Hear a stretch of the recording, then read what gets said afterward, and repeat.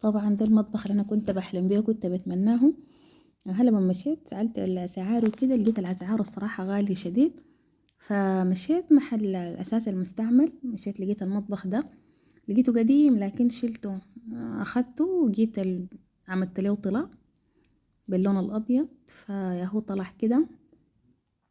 عملت له استيكر بالأطراف، الاستيكر ده جبته من أكسيون، وجبت البوهية بتاعت الخشب. المهم ضربت بوهية وعملت الاستيكر فطلع حلو الصراحة، عجبني شديد والله. لكن كان قديم يعني، رغم انه كان قديم شديد لكن بعد ما عملت له حبة صيانات ياهو طلع بالشكل ده. فيعني حيمشي لي لحد ما انا بالراحة اعمل المطبخ اللي انا عايزاه.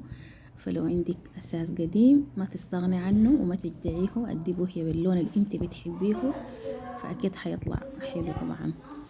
المهم اهو ده المطبخ النهائي، قلت اوريكم ليه